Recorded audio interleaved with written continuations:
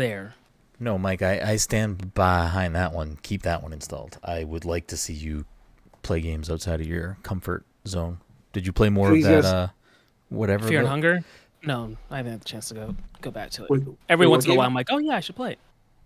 I don't know. Whatever Some Mike game brought up last week. Oh, Yeah. So what else? What else on the chopping block? Because I'll tell you right now, I do this limbo with every time I have to install a game because I always have Master Chief Infinite, Fortnite, and Overwatch always installed, and that right there is probably more than half of the hard drive. I think I still have it. I only keep this on my Xbox because I'm not sure if I can get it back. There was that weird Matrix thing, right? Something that came out. They it was like a 4K thing. Yeah, so like I leave it on there just because I don't know if I can get it back. The way that it sounded like Did it was you play it? and like just gone. No, I've never actually touched it. Yeah, No, I mean really? it's just like I think you're just like Just like a driving in a demo. car with him. No, I don't even think you're doing anything. I think it's just a show. Like I show think you can the fly. sure. That's right. I mean, listen, if that's what you want to do, I don't know. I feel like you've named some things you could delete. There's got to be at least one other big thing on there if that's got you full up. How many gigs is it? The demo? Marvel's like 28 or 30 or something. Oh, it's not bad. Yeah, I mean, I could probably get rid of a bunch of. I'd probably have to get rid of a bunch of smaller games. Like recently, I downloaded things that I think either you guys have recommended or I just thought I should play. Like I think I've downloaded the Psychonauts games. Oh, I've had the Psychonauts game. They're not taking up a lot of space, but like. but out if I of was recommendation? I don't know. I feel like you guys were like Psychonauts is good. No, So I it is downloaded good, it. but you normally run away from our recommendations. I'm so confused. I think I watched you play that Frog Detective game. I'm like, oh, that looks interesting. So I downloaded that. That's sitting on my Xbox. Frog Detective? Yeah. Were you not hanging out when I streamed them for charity? But I think you only watched you play one of them. I think you played like the third one. I don't remember. I feel like there was I played multiple all of games. them. I'm pretty sure I played all of them on that stream. So maybe you just Oh. tune in for that part. I think I played all of them in the stream. I feel like I only saw one of them. I'm like, oh, there's like a bunch of these games. I think there's 4. There's either 3 or 4 of them. I already forget now. They're fun. I mean, I enjoyed them. I had a good time with them. I laughed. I wept. I'd honestly have to look. I probably downloaded. I can probably get rid of. Did I re-download Alan Wake? I think I was gonna try and replay Alan Wake at some point. The first one. The first one, and I think I downloaded American Nightmare, which I've never played before. Yeah, the first one's rough. Yeah, again, it would be more of like a replay thing. It's just an old game. You know what I mean? It's just like a straight up like you're just fucking killing things left and right. Yeah, like, it's like nonstop. It's not bad. It's just an old game. You gotta put yourself in that headspace to play it, in my opinion. It's kind of the same thing with when I played The Last of Us for the first time. The first one, I really like that story. I like the characters. That game itself is not that great. Like the remake fixed everything though. Yeah, it's fine. I've replayed it when it got remade again, but okay. Did you play the new one? I don't know if yes, the new remake that came out last was Part 1. Yes, I did play that as well. Okay, I can see what's installed for my phone. So Atomic Heart, which is taking up 100 gigs. Yeah, that needs to go, Mike. That's an easy dump right there. Fortnite, which is taking up 71. Overwatch 53. Taking up more than Fortnite. Yeah, Overwatch is taking 53. Fallen Order is taking up 51.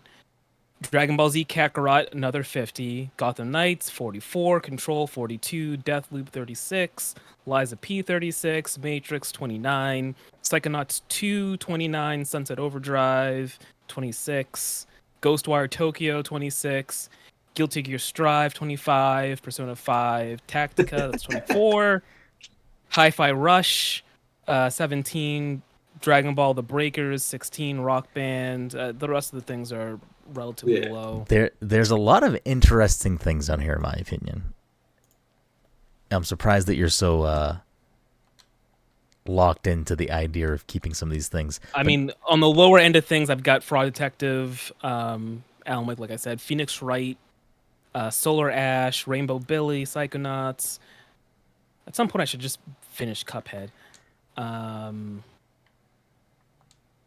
Does it take you guys a long time? Like, I'll just delete a game and then because it takes like 10 minutes for me to download a game. I feel like what ends up happening is it's not even that it's a long time, but like if I have to be in the mood to play a game, right? So if I go there, I'm like, oh, the game's not installed. I'm not gonna. If I click for it to install, number one, I probably have to uninstall something first and then click install. I'm like, you know what? I don't feel like playing this anymore. I got other things to do. You should sit down and take a hard look at that list and figure out things that you actually are not going to play. You should just sit down and beat the Atomic Heart. Yeah. Yeah. Just finish the game so you have 100 more gigs on your phone. Did you already start it? Yeah, I started it. Oh, then yeah, I mean, finish it if you want. I mean, now that you just did this, I'm curious. So I just sorted my games by size. So now I'm going to look. Baldur's Gate 3, 137.8 gigabytes. I don't know what I'm going to play. I refuse to delete it, though, because I need to play it. And I know. I need to play it, too. Master Chief Collection, 119. Halo Infinite, 102. Fortnite, 89. Overwatch 2, 54, basically. Street Fighter 6, 45. And that top row will not get deleted. That's like besides at some point Baldur's Gate. The rest of those games are like, they're not coming off my Xbox. That's like how Cyberpunk and Elden Ring, and I think like Saifu, and like there's a couple games that'll just never come off. Probably.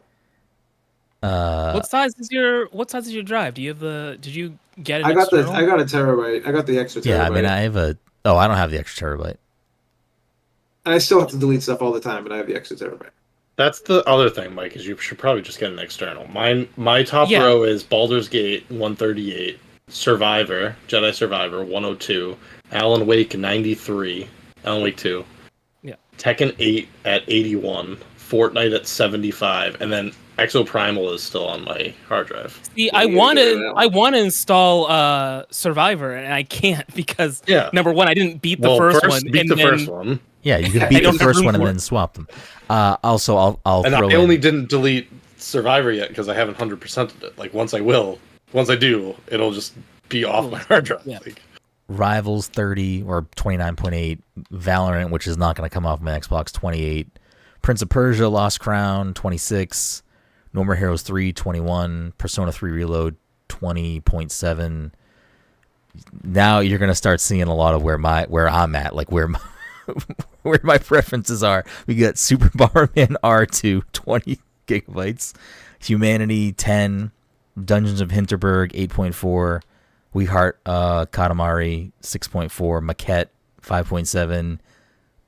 5.7, Game I Can't Say Yet 4.1, Botany Manor 3.9, Ghost Trick Phantom Detective 3.6, Making of Karateka 3.5, Soundfall 3.5, Tunic 3.3, Penny's Brig Breakaway 3.1, El Paso Elsewhere 2.9. I'm just gonna stop saying the gigabytes. Yo, you gotta play Botany Manor. It's so good. Yeah, we'll see. Phoenix Wright, Ace Attorney Collection Trilogy, John Wick Hex, Mr. Driller Drillland, Venba, Citizen Sleeper, The Big Con, Coffee Talk Episode 2, Chance of Sonar, King of the Hat, Toem, Haunty, Scott Pilgrim vs. the World, Vampire Survivors, which will not got uninstalled. It's not even a gigabyte. I don't care.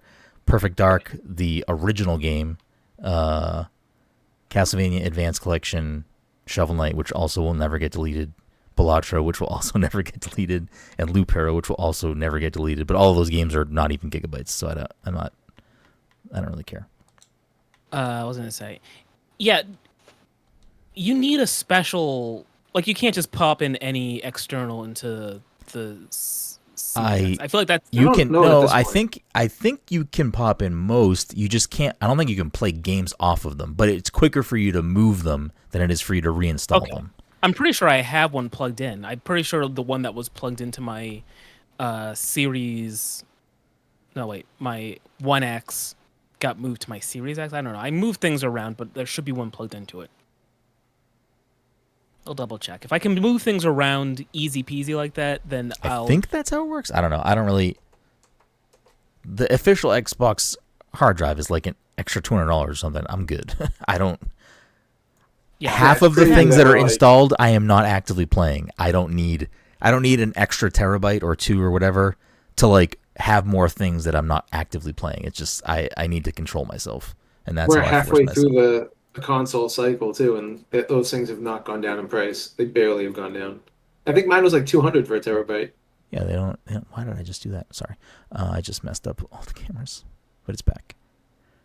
Mike, you drinking a margarita over there? I'm drinking. Oh, nice. No. Anyways, we got a great show for you tonight. Welcome, everyone, to the Pass Controller Podcast, a show where a couple of best friends talk about the latest in video games and nerd culture. Sometimes we have guests. Sometimes we talk about our Xbox, I don't know, live storage too much. Either way, we have a great show for you this week. As always, I'm your host, Brenden. Sorry, I am trying to fix all of the cameras as I am talking, and I'm realizing my brain doesn't like me doing this, but I'm going to do it anyway. No. As always, I'm your host, Brenden Groom, and joining me on this lovely Friday evening is the anime senpai himself, Mr. Michael Desir. Some call him Martini Mike. Some know of him as the Yo-Yo Master. How are you doing tonight, Mike? I had a couple games that I strategically opted to not mention because I knew that they were easy big value. I knew they were easy chopping block ones. And I think it's funny to like leave them there and then complain about hard drive space. Both All-Star Brawls, both Nickelodeon All-Star Brawls are installed. Michael. I was waiting for him to say fucking Sea of Thieves. Rosters. I have Forza Horizons fucking 5 on here. Yes, Sea of Thieves on there. I'm gonna be pissed. I do have Palworld still installed. And I also have the DreamWorks kart game, whatever it's called. DreamWorks Racer. DreamWorks All-Star Racing? All-Star Kart Racing. You know, wait, Mike, hold on a second. Oh, they're made by the same fucking... They're both Game Mill Entertainment. Game Mill. They just keep naming things All-Star. Come on, guys. You're better than this. I'm not trying to shame you, Mike. You do you. But you do They should do Game Mill All-Star Racing. Oh, please and just have all the characters. Please do yes. not. You do have some low-hanging fruit, Mike. Even outside of the things you regretted to mention. I mean, again, it's just unfortunate this is the society we live in where, like, for some reason the console has limited space and these games take up so much space. But yeah, I don't want to dwell on this either, because right now, I'm just going to give you my top 4. Call of Duty, 229 gigabytes. Forza Horizon 5, 139. Baldur's Gate, 138. Halo Master Chief, 115. Battlefield, 93. Yeah, this 5 is games. absurd. It's ridiculous. It's so ridiculous. Absurd. It is wild that even though I got the disc for Control and I pop it in there, it's like I have to install something. Because it's not all... The disc just shows that you own the game. Listen. I'm physical media forever. But... I love physical media. Most of those things are... most of the things that you would buy physical for, I'll say Xbox and PlayStation at this point, are pointless. Yeah.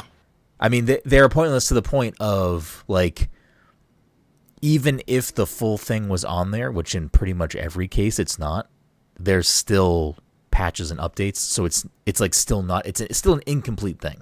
Where in a lot of scenarios in the future, are you going to even be able to play it if those things don't exist and you don't have them downloaded? Probably not. No. So we don't own anything anymore. Another quick complaint I have before you go introducing other people.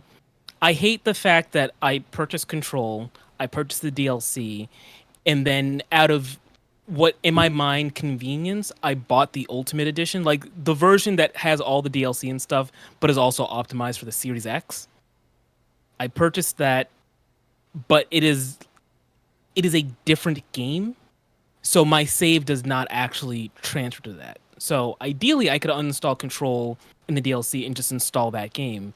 If I do that, I have to start the game over again. But that's a whole other thing. Also joining us tonight is the, I don't know, sometimes the best Valorant player I've ever seen, sometimes the worst Valorant player I've ever seen, Todd Gary. Todd, how are you doing tonight? Good. I'm good for going like 0-8 and then leveling it out to like 14. And No, you're good 14. for picking up the spike, which is essentially the bomb when you're on attack, not realizing he has it, and then Todd being in a private Xbox party with me, but I can still hear the people I need to know how I can hear in the these other chat people. talking. I'm so mad that They're I always hear like, Todd, plant the bomb. Hey, Toddy, plant the bomb. Hey, Toddy, you're just standing here. Why aren't you planting the bomb? We cleared the base out. Why aren't you doing this? And yeah. And then Todd, when I bring it up to him, will then make sure to pick up the bomb every round going forward because, sure. I usually do. Like when I'm playing by myself, I rush and just plant the bomb immediately. Like that's like fucking all I do. When I play with you, it's crazy. Like we have had some really negative, toxic experiences, but even when Todd is playing like that and then does it on purpose, people are still being relatively nice for some reason, and I'm just like, Todd, they're being nice. Just fucking give them the bomb. You don't want the bomb. Just give it to them. What are you doing? They're knifing me in the head over and over again. Because you're not doing anything with the fucking objective. This is the equivalent of someone not going on the payload and then just standing there looking at you like, I don't know, I'm not going to push it. I'm just going to stand over here. Nah, we're busy killing everyone, so we don't even need to plant the spike. Todd, team player. I don't know about that. Rounding us out tonight, of course, is the Disney daddy himself, Dominic 40. Dom, how are you doing? I am doing fantastic. Thank you. Fantastic 4 here tonight to talk about games, other things. But before we get into that, a couple of quick housekeeping things. Yes, it is technically the last episode that's going to come out in this month. So if you were hoping that tonight's episode was the PTC Movie Club and you're watching live, or see this pop up on your podcast feed and you're like, hey, this title of this podcast doesn't say this movie, PTC Movie Club, what the fuck's going on here? Did I miss it? What's going on? No, we're just doing it next week, so apologies. Are you, I'm sorry, hypothetical person, are you really that invested? I don't know, Mike. Is it really popping up and you're going, wait a minute, what the, excuse me, I need answers. Let me play this right now. And then they sat through 15 minutes of us just listing our Xbox libraries and then got to this point and was like, oh, I mean, spoiler, I just didn't fucking watch the movie. Yeah, there you go. Yeah. Like if I had watched the movie, we probably could have done it today. No, if Mike watched the movie, we would be doing it tonight. Well, actually, I don't know. How did you watch it yet? I was going to watch it this morning but then when he said that, I'm like, I guess I'll wait. I'm going to double check when that text message went through because I don't know if it was this morning. I think it was. It was this morning. No way. Mike wasn't awake. Oh, Mike was working. I was working. Wait, hold on. When did that text actually come through? Now I need to know. It came out early enough that I was like, oh, it was 10:30. It was 10:30. Okay. Yeah, I would have watched it. Listen. But then you're like, no, but you don't there's have no point to, in rushing. cool. I mean, it's not like listen, half of next week is still August. I mean, July. Well, also August. It's almost August. Ah! It's a reference that like no one in our audience probably understands, and we do for that. A long we time, do that reference all the time. Yeah, I don't care. For a long time, that song was my ringtone. I don't think I ever knew that. It was my ringtone, like freshman year of college. Huh. I'm going to listen to that after this episode. So yes, I'm now forgetting the name of the movie. We'll come together. They came together. They came together. We will chat about that next week. So apologies if you were really hoping we were chatting about that tonight, but we are not. I probably should have had my movie pick in my pocket ready to share with you, but I haven't decided to do that yet. So apologies around the board. Next month, spoilers. We'll just give you. Listen, we're already pushing that a week, so we'll just give you the heads up that next month's movie is also going to be not at the end of the month. So I doubt it will be before because I don't think we're that organized. Apologies in advance. It will probably be after at some point. So there's that. We have a lot of moving parts in August, individually and together. Collectively, there we go. Collectively is the word you're looking for. Yes, that is the correct word I'm looking for. Dom gets an extra point. I do like that. We'll probably talk about, once we talk about the movie later, I do like that as soon as I walked into the movie theater and I saw you standing there, and then I saw Todd walking by, going to see the movie by... I don't know why we didn't just get tickets to the same fucking movie. Yeah, right. That's the first movie Amanda's been to in forever, though. She made me get a. She's like, "Oh, let's go get a drink." So we went to Buffalo Wild Wings before, and I'm like, "I'm gonna have to pee." And right when the movie's about to start, I'm like, "I gotta go fucking pee." Well, no, you probably had time because I kept looking at my watch. I want to say it was like 32 minutes of fucking trailers. What the fuck are we doing? Dude, it's ridiculous. Is that how it always is? Now? Yeah, it's like at least 20 minutes. I felt bad because I left my house so late. I was like, "Oh yeah, I'm gonna leave at like 4:15. I'll get there." Mike showed up to the movie late. Hey, why does he do that with you too? Because it was like, and I not realizing that it was gonna be that type of fucking preview situation. I'm like, I was cutting it close. I was like, oh shit, I got here at like 4:28. Oh shit, our movie's at 4:30. Like I run inside and like get my popcorn, whatever. I text Mike. I'm like, I'm grabbing popcorn and a water. I'm here. He's like, oh, I'm still on the way. I'm like, oh, okay, I guess. Yeah, I was. My plan I don't have was a ticket. To I'm just gonna stand out here. You do have. I thought it texted you the ticket. Did it not text you the ticket? You texted me just like a screenshot of the receipt, which I maybe still could have gotten in with, but no, because like when I buy the ticket in my when I buy the ticket in the app, it like gave me the options like, all right, the ticket for me and then a ticket for a guest, and then like it gave me the option to send the ticket to somebody. I think you have an account with the app, so it sends it to your account on the app. I thought it was going to text. I've sent it to people who don't have the app, and it will text it to them. So I thought you got the QR code. Anyway, maybe emailed me. I didn't see it coming through. I don't know. Yeah, but anyway, like I meant to leave my house at like 4:15 because I knew it's not that far away. Like even with like, there was a lot of traffic. There was a traffic. There was like some construction happening and stuff. But like I assumed it was gonna be like a 15-minute drive, and then I looked at the clock and I was like, oh, actually, it's like a little bit past 4:20. So actually, I need to move. Mike. I was like very productive yesterday, and I was ready to go at a reasonable time to go to our movie, and literally as I was finishing working out to then take a quick shower. So I had gone to really quick before we get way off the rails that we're already on. Yes, movie next week. Next month's movie will be on a weird date. We will talk about that more later into August, when it will actually air. Okay. As I am, so right before I start working out, I went on. I've been playing. I mentioned last week. I've been playing Pokemon Go every day again, and part of that has been like me actually going for like long walks downtown Salem and like doing things within the game, which has been really fun. I've been really enjoying it. So I was out for my like daily thing, and on the way back, it was a gorgeous day out. It just started fucking downpouring. Like sky opened up, bang. Ran home because I was like, it wasn't just like a drizzle, like it downpoured. Ran home. It's like, all right, well, I'm just gonna work out, shower, go. And it kept raining and raining, and I heard a car pass by that sounded like it drove through like a very large puddle. And I was like, that sounded like the last time it flooded. That doesn't sound good. And I looked out the window, and out of nowhere, my street fucking fully flooded again. So I, again, was in the process of going in the shower. So I had to like run and grab clothes, throw clothes on. I almost fell down the stairs. I opened my front door to look. I was like, nope, it's fucking flooded. And then I immediately ran downstairs in my basement to see if it already started flooding into my basement. And which reminds me, I need to go turn the fan off down there.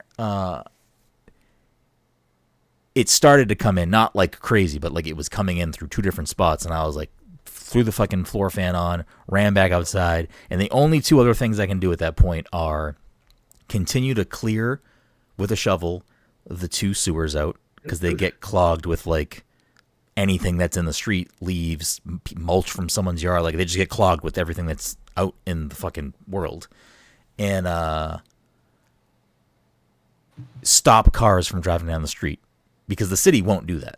They don't respond in time, and they don't send anybody out. So I'm just standing in the middle of the street with water that's like, I don't know, halfway up my shin, or halfway up my calf actually, and standing there with a shovel, looking like an idiot because I'm wearing like just random clothes that I threw on, and trying to physically stop cars from coming down the street. Because every time they drive down the street, it creates giant waves with the giant amount of water there, and it just pushes it into my house, which means it then comes into my basement quickly, like more quickly. So I'm trying to stop cars from driving down the street. Fucking nightmare. Anyways. And I was still on time for the movie, Mike. Yeah. Oh, well, listen. Yeah. I realize now, not that I realize now, there's a lot of fucking trailers. I was concerned about missing some trailers, but I didn't care about the trailers. We all see them all now. Yeah, the allure of like I used to love going to trailers before the movie. Now I don't care. I mean, true, but also number one, I've never seen that trailer for what was it, Speak No Evil? Oh, you haven't? I've seen it. Yeah, I haven't seen that trailer before, and even the Alien Romulus trailer, I knew it existed. It's popped up in my YouTube a couple of times, but I never sat down to watch it. That was the first time I had seen it as well. But they exist outside of that. You know what I mean? They exist outside of that, but like it used to be a thing. It used to be an experience. We used to be a country. It used to mean something. I get it. I missed that too. I get it, Mike. But yeah, for some reason, I think if I were to have purchased tickets from a different app, I think that app, and we must have had this conversation before. I feel like it happened with you, where like I bought tickets from an app, and the time for it showed differently from the app I normally use. I think the time for like the other app gave me the time the movie actually starts, as opposed to when like the lights go down. You know what I mean? Like one of them, if I show up on time for that app, that's when the movie starts, as opposed to the tickets I got for us. But how do they know and, like, that? I don't know. Like they have to have someone go to the movie beforehand to fucking know? Because I would imagine it varies between like theater chains too. Like I imagine they don't show the same things. Maybe they're all in cahoots. Maybe they all know. I have no idea. I haven't tested out this theory. I need to buy more tickets from the other app to be certain. I don't mind sitting through the trailers. Like it's fine. I was just like, I feel like 30 minutes is excessive. a little bonkers. And maybe because it was, going to be a potentially big movie, Deadpool Wolverine. Maybe for other movies, it's not as many trailers. That's the other question I wanted to ask. Because as I explained to you, I purchased the tickets for the 3D showing of the film because I wanted those seats. I wanted the reclining seats. I like being able to I just like to be able to recline myself all the way. For the audio listeners, can you do the audio? Yeah, do it again. Yeah, I will say my. Are you guys getting this? Yeah, well, we're getting it. They're getting it too. Yeah. They can tell you went back based on your distance from the mic. My seat also tilts back too. Oh, a third time. And then it also goes back. Again, I don't care about the audio listeners. That's fine. But yeah, I wanted the seats. If I'd gotten the IMAX seats, it would have been like standard, like regular chairs. You know what I mean? Oh, really? Not like regular chairs. So, like, what do the regular chairs do? That, like, what do they not do? Like, what feature don't? Oh, what do they not do? Dumb. You want to know what the cool seats do and the regular chairs don't do? It's this. Yeah, why'd you do it again for the audio listeners? There you go. How many is that? If you're listening, every time Mike does one of these, you gotta take a drink. Yeah, take a drink. Wait, I remember the IMAX. If you're at home and safe and not driving a vehicle. Oh, I'm just saying take a drink. It could be water. Like, listen, stay hydrated. But still. I remember seeing Endgame at the IMAX at the Liberty Mall, and it's not good. It's like the seats are like stiff, like you sit upright, and like there's no reclining on it. So ideally, I would have taken the Dolby Cinema. I like Dolby Sound. I wanted Dolby Sound, but I would have had to pick a later time because they were sold. I said every time was fine, Mike. Oh, I want to see it early. I mean, I did too, but that was my criteria. I want to see it early, and I want to have good chairs. Is this just a spoiler episode? Before I say what I want to say. At some point, yes. So go ahead. Just say it. There is one other thing that I do need to talk about before we start talking about that movie. So, is there anything else anyone else needs to talk about? I will say only that San Diego Comic-Con is going on. Mm-hmm. And if you hadn't seen the film before you saw the panel for Deadpool and Wolverine, then you had a bunch of stuff spoiled for you. Absolutely. Yeah, stay off the internet. Absolutely. If you don't want things with this, I think this stuff is gonna get spoiled very quickly. But before I don't think this episode's gonna go out before any of that happens. Like, if by the time this episode goes out, you'll probably have either seen the film or been spoiled. Yeah, I mean, this episode's gonna go out probably tomorrow, latest Sunday. So I mean, it'll be out this weekend. But regardless, before we do that and talk about whatever I don't even know what fucking tangents where and how and why and when we got. I think it was this. Yeah, it was definitely that. It was definitely Mike doing that a seventh time. Mike is reclining again for those of you playing the game. Can you play a quick audio lean back clip right now or something? Just every time Mike does it. Mike, you know the logo for the RCA, and there's like the guy and he's like sitting in the chair. What does this chair kind of look like? Oh, it kind of looks like this. I hate this so much. Our dozen video viewers are gonna love this on YouTube later. But actually, I don't know. It's Wolverine episode, Deadpool Wolverine episode, so maybe it'll get some views, and maybe it'll be like, why does this guy recline so much? Or they'll also be confused why we haven't talked it's a about. We do it a lot. Yeah, it's Mike's character. They're probably really upset at this point. If they got here, they're like, okay, they talked about their Xbox libraries and their Xbox storage, and then they were talking about chairs. When are they getting to the fireworks factory? Come on, guys. All right, carry on. I don't know. Housekeeping, I don't even know. The movie, there it is. Before I talk about the thing that I want to talk about, and then we talk about the movie, does anyone else have anything else they want to talk about? It's fine if no one does. We're going to talk about the movie, so. I beat Malekith. That's it. I'm a step step closer to finally beating my first Souls game. That's it. That's all I got. You should do that this weekend. You should finish Elden Ring. You're not going to finish the DLC, but you should finish the game. No, I'm trying to figure out where to go now because I'm like, I don't want to look anything up, but like, yeah, Just look it up. Just you know where to go. I mean, I can tell you after. Yeah. Or just look it up. I have an idea, but yeah. Dom, you look like you want to say something, or you can't say something. Okay. I beat a game that I can't talk about. Okay. Yeah. Dom and I both beat a game that we can't talk about yet, but we will talk about that soon. Probably not next week. It started Dungeons in Hinterberg. How's that? I only got through like 3 of the dungeons. I downloaded that. I'm excited to play it. Are you enjoying it so far? Yeah, it's a good time. Did you get further in that game? I think I asked you before the podcast, Mike. Thing you downloaded, or maybe I did ask you on the podcast. I don't remember. I think you might have. No, I don't. Minutes. Are we talking about Fear and Hunger? Yeah. Yeah, I did not get back to it. I forget when you asked me that, but I have not gotten any further than that. Okay. So more housekeeping / we're gonna hop right into what I was gonna talk about is I reviewed Arranger, a role puzzling adventure, which that written review is over on our website. So you can go to pastcontroller.io to read that if you want. But I do want to chat about it here a little bit as well because I think it's a really good game. I think it's one of the best games of the year, quite frankly, at this point. Recency bias aside, I really enjoyed it.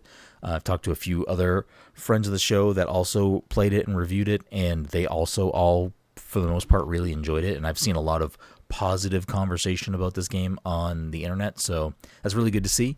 It's from a small studio called Ferna Mattress, I believe, is the name of the studio. But essentially, it is a puzzle adventure game where you move, like every time you move, you're shifting the world in like a grid. So like you're moving left and right or moving up and down. And as you're doing that, everything that's in that same row as you is also moving. So that is moving just, random things in the world, but it's also how you're solving and completing the game and like adventuring through this game. And the puzzle mechanics are fantastic. The game is I think it's very intuitive off the bat. Like I think it kind of walks you into certain uses of this mechanic in like very intuitive ways that kind of show you how to complete the puzzles without like a bunch of pop-ups and, Mega Man, like a bunch of things telling you how to play. So it's really intuitive. I think it builds on that puzzle mechanic in fun ways, in smart ways. that don't ever I think throw too many new things at you at once. It's kind of just like a very slow rollout of additional little things that just add incremental variety into the puzzles, into the world, but also just makes it a little bit more challenging to solve certain things. Like, one of the early things that you'll discover is that, if you walk to the edge of a path that you're on and walk through the end of that path, you'll pop out on the other side of it. So it's like it's like in Pac-Man, if you go through one of those exits, you pop out on the other side, or other similar things like that. Like, it's a simple concept, but it works really well, and there's a lot of interesting puzzles that kind of revolve around you moving through the opposite side or pushing something through the opposite side. It's really, really fun. But and the game would have been fantastic if it was just simply this really good puzzle game, good puzzle mechanics, unique puzzle mechanics that work and are good from the start and don't overstay their welcome, and they're good until the end. But on top of all that, there's like a really endearing story. So basically, just like the overall exposition of the game and the character you play, Gemma. Gemma is like I don't know if orphan is the correct term, but she was basically grew up without her actual, parental figures that gave birth to her. And she grew up in a village where someone else raised her, and the village raised her, whatever. And essentially the beginning of that game is Gemma wants to I want to leave this village that is gated off because there's one of the evil things in the game is like a substance called what the heck is it called? Oh no, let me pull up my review. Static. It's called static. That basically the gate to this city is keeping the static out, allegedly. It's not. But she wants to leave there. She wants to see what's outside of this town. She wants to maybe find where she thinks she belongs, or find her family, or whatever it may be. But she feels like she doesn't belong in that city anymore. So she wants to leave to discover herself and discover where she belongs. And there's a lot of interesting characters you meet throughout that adventure. There's a lot of, I think, very heartwarming and deep moments for, again, a pretty, I don't want to say straightforward, but this is a puzzle game. It is through and through, it is a puzzle adventure. And I think that this narrative on top of that is just really, really drives home what is already a stellar game into something that's even better. So I really enjoyed my time with it. I do think if you like puzzle games, that this is for sure not something you should miss this year. It's really, really good.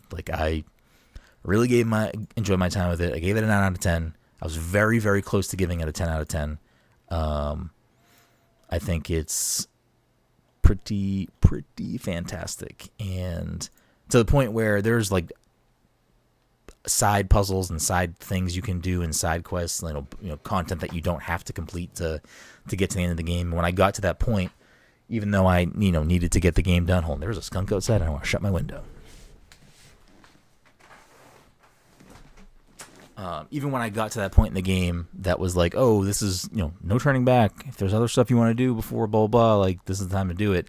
I got hit with I need to finish this game because I want to finish my review, but also I want to do some of these things. Then I did, I tacked on, another whatever hour or maybe more to go do some of the additional stuff, because I was I'm not really done with this yet. I wanted to do some of these puzzles, and some of the side stuff that I encountered was more challenging, and I was oh, this is that good shit. So I really enjoyed it. It's out now on Switch, PS5, Steam, and Epic Games Store. So if that on sale, at least on the eShop and PS Plus. If you're a PS Plus subscriber, I believe that it's 18 instead of 20. Yeah, I think that sale is ending soon though. Tomorrow? So if you, I don't know, if you're watching if you're watching live, yeah, you can go buy that before it comes off sale. If you're watching live, you saw this. Oh god. Oh shit. But I'm really enjoying it. I think it's really, one of the best puzzle games I've played in a long time. and I think that it's something that should be on your list for this year. If you're looking to round out other top games of 2024, I think this is one of them. So definitely check out Arranger if any of that sounds like your jam. So for the rest of this episode, we're going to talk about Deadpool and Wolverine, and we're going to completely talk about them with spoilers. So if you haven't watched the movie yet, or if you don't want to listen to spoilers yet, or whatever it may be, this is your chance to pause this episode and come back to it later, because for the remainder of this episode, I mean, we'll obviously do the game after and whatever, maybe other things will be talked about outside of Deadpool Wolverine, but for the remainder of this episode, if you do not want anything spoiled for that movie, this is your moment to leave. I'm going to quickly stand up and shut my other 2 windows because I can still smell a skunk and I don't want to continue to smell that. So when I sit back down and join the conversation, that is when it is officially time. So someone else talk about something right now. Wouldn't it be hilarious if I just start talking about spoilers? And you believe. Right oh, got him. Oh boy. All I got in my bank is leaning my chair back. So Do it. Let's do that again. Let's get one more. Yeah. One more? You cranking that, Mike? I'm cranking that. Woo! I'm just waiting for Mike to flip over. Yeah, snap the chair. All right. So It's Al Pacino. That's like 13%. that Al Pacino's hitting for Mike Roll right it now. up. So Yeah, I don't know what I ate today. that's not I had good. cake. That's good, but also not good. No. All right. Last chance. Take your leave if you don't want spoilers, because we're going to get right into it starting right now. Okay. So where do we want to? I mean, we don't even have to go full on spoiler discussion. We can just kind of talk about how we feel about it now, and then we can do something later at another point if you want, or we can just do it now. It doesn't matter to me. How do I want to start? I realize now that I have a habit of saying, like, I want to sleep on a film first before, like, having concrete thoughts, and then what ends up happening is that I sleep on it and I wake up and I forget the entire film. That's fair. I cannot say definitively, like, oh yeah, like, even within the context of the 3 Deadpool films, I can't say, like, oh yeah, this is my favorite, or, the middle one, or the worst one. But regardless, I still like the movie. Okay. I'm just not gonna say definitively, like, oh yeah, it's like the best of the 3. But I do think that if you are a person that either likes the Deadpool movies and or specifically like the the Fox Marvel Cinematic Universe in general, you'll come away from this film liking something. Okay. Before we even dive in further, I do want to pose this question to the 3 of you, which is, we've obviously throughout our history talked about the MCU ad nauseum, on and off the show.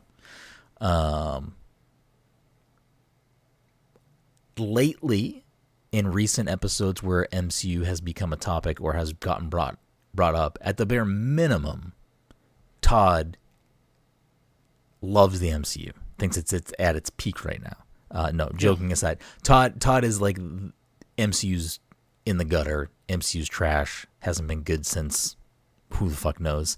Hasn't been good since Iron Man 1, he said. Yeah. On record, he's like, yeah, Iron Man 1 was the beginning and end of the MCU. Where are all of you now overall? And you can say where you were before the film too, but like, where are you at with the MCU now? I think this is a good little diversion, but like, it's so separate from everything. It feels like completely like it's its own thing. It doesn't really dive too far into like what's going on for the last like 6 years of Marvel. So like, I really enjoyed it, but I just don't think I don't know it's if that's fully in the TVA. true. I guess, Yeah, I mean, like, I do. I think the purpose of this film, aside from its on the surface purposes, which were, hey, it's a Deadpool film, it's probably going to make a lot of money. Hey, we can kind of do whatever the fuck we want because of the multiverse and rated R and whatever. But it seems like this is just going to be their very mainstream way of saying, like, yeah, we're going to, like, the X-Men are fucking, like, here now in a much bigger way, and this is our very easily explained way of this is that now. So, yeah, like, it's not dealing with Kang. It's not dealing with, whatever else they've been talking about, but I do think that, obviously dealing with the multiverse. Well, yeah, it's still dealing with the multiverse, but I think that, like, I do think it's this is the vehicle for mutants to, like, fully, like, yes, Kamala Khan is is a mutant in the MCU. Have there been any other mutant things? Yes. Yes. Sort of. Shang-Chi? No. So we've got Professor X showing up. Weren't they making the the artifacts, like the mutant gene awakening things, or is that, like, not a thing, concrete thing? I think that's more a case of Kamala had one that, like, I'm not gonna say that it did that, but, like, they determined, like, hey, the Bangles did something, but also something was going on with you specifically that the allowed Bangles sang "Walk Like an Egyptian." I know. "Walk Like an Egyptian." Yeah, listen, I'm hip. I'm hip to 1980s music. Yeah, so Professor Xavier was in Multiverse of Madness. Beast was in The Marvels. Yeah. And then one of the movies and the Marvels ended with Beast. Yeah. Okay. Yeah. And She-Hulk had mutants in it, but I don't know if they were specifically referenced as mutants. Yeah, I don't remember that. I'm not sure either. And then I think X-Men 97 does canonically take place. Yeah, but that's in the multiverse. But, like, I'll admit that's separate. Yes, that's fine. And that's also, again, like, I'm just gonna continue to say this because this is, I think, where things are at realistically. Is, like, if it isn't in a movie, I'm considering it, like, not the main. Like, the main vehicle is going to continue to be the movies. Like, I would imagine that's where most of the casual audience is engaging with the MCU. You just watched Deadpool and the Wolverine, and you're going to say that TV shows aren't part of the MCU? No, that's not what I'm saying at all. I'm saying that when things get, like, Mike brought up X-Men 97, and yes, that's obviously, like, an X-Men thing that takes place in the MCU, but I'm saying more of X-Men being in the movies. Like, I think the casual audience engages with the movies more than the TV shows. I would agree. Yeah, that's all I was trying to say. It's just an odd, like, after seeing Deadpool and the Wolverine and having an entire plot that revolves around an organization that was only shown in a TV show previously. But I think that's like, they're using the movie to introduce the TVA. They do quick explainers. I don't know. There was a lot of exposition that was missing that, like, you would have I felt like you would have needed to have seen at least parts of the show. Yeah, but I think that the casual audience is gonna, like, because they do rush over some things. They don't obviously explain a lot. But he also, I don't think they introduced Hunter B-19 at all. No, but, like, you just know, shows up but you just know it's TVA. You know what I mean? I think they're counting on, not to detract from you. I think they are counting on people then watching the show. People either then watching the show or being like, you're not going in there by yourself. Someone explains it. Someone explains it. Like, you go in there knowing that, like, if you don't understand a thing, it either exists in the comics or it exists in the TV show, and you're going to find out one way or the other. Yeah. They also, I don't remember what the reference is, but he does specifically call out, like, an episode of Loki to explain something. I forget what he was talking to. He does, like, mention, he name drops Loki as a show. But he name drops a specific episode. So, oh, yeah. Maybe it was about the smoke monster. Maybe that's what it was. Todd, you're muted. That was about Aleph, but Yeah. the girl at the end from the TVA, is she from the show? Yes. Yeah. She is. I never watched. The second season of Loki. She was in the first season too. Oh, really? Yes. She was like this movie actually like doesn't really involve the second season. Oh, okay. She's like the main, which I think is on purpose. Yeah, she's like the main. It's on purpose because the show was the movie was in the writer's strike before the show came out. Yeah, like there was like weird things happening. Or not the writer's strike? Writer's strike. Actor's strike? Someone was striking in Hollywood. That's what's important. Yeah, she was like one of the main hunters. Like she wasn't the one in charge of the TVA, but like she was working. She's like the main named person working at the TVA that wasn't in charge of stuff. We were saying something before this. What was the actual? Also, sorry, I'm quickly. Apparently, at some point, it's at least implied that Namor is also a mutant. Okay. Was it actually like I know he is a mutant in the comics. I don't know if it was ever brought up.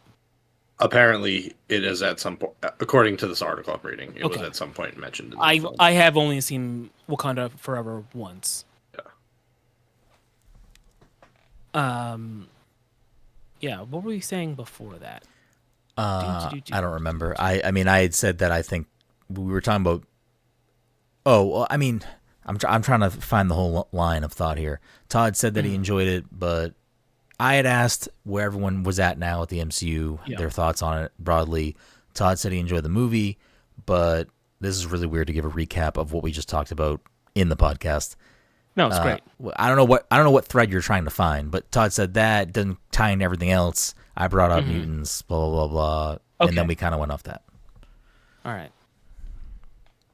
No. I thought I had something to add to that, but you had nothing to say. Great. I might have at the time, but it's gone now. Okay, it was the style at the time.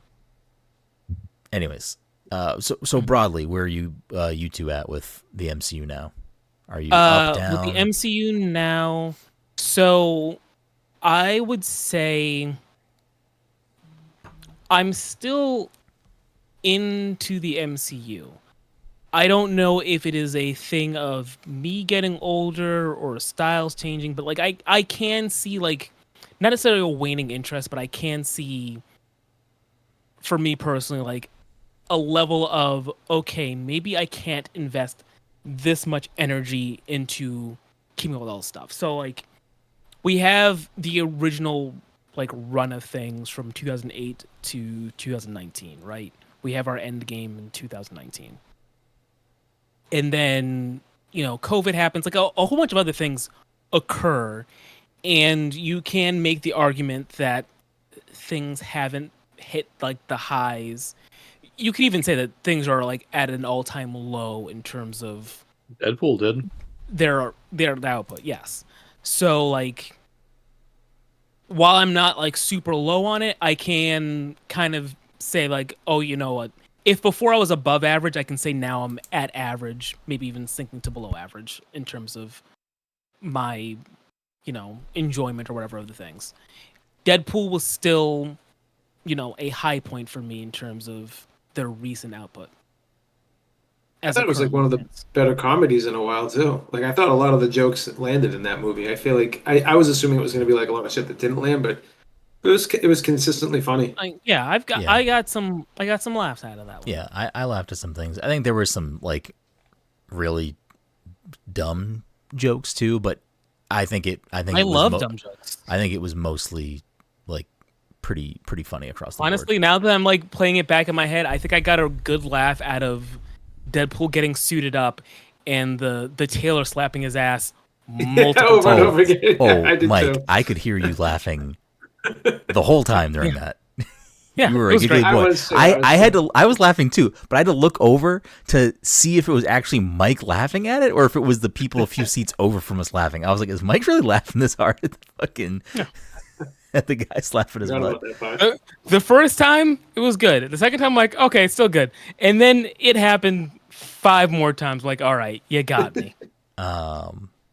What about you, Dom? Overall, right now, temperature check with the MCU. Just say it's trash. We all know it's fucking garbage. It's garbage. I don't know. It's definitely like needs it needs a Jesus. I feel like there's I feel like Fantastic Four is going to be the make or break. Yeah. I have high hopes for Fantastic Four. I do too. Yeah. I like the cast. The cast is great. The cast is what is giving me high hopes. It's already been done twice. It's Marvel's like first family. Like it's their signature story. Like they need to get this right.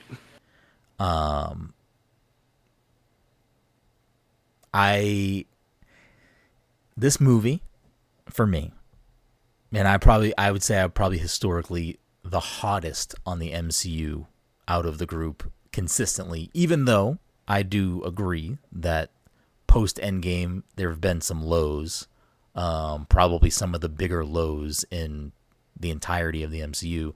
Part of that being, I think, even though I don't think I have MCU or superhero fatigue, I do think that there's just too much to keep up with, to the point where even I, someone who does enjoy a lot of the stuff that post Endgame has given us, haven't watched all of the TV shows, and that's just a matter of like, I'll get to it at some point because I know it's not super connected right now. Which I don't. Did you watch Echo yet? No, I haven't watched Echo. I haven't watched fucking Agents of Shield. Not that. Shield. Not that. What the fuck is it called? Shield. You didn't watch Agents of Secret Shield, Invasion. Secret Invasion. Okay, there we go. I I legitimately did not know what he was talking about. I'm like, I know you didn't watch Agents of Shield, but like, it's not connected anymore. But what are you actually trying to say? It was referenced. Yes, it was. In Deadpool? Yes. I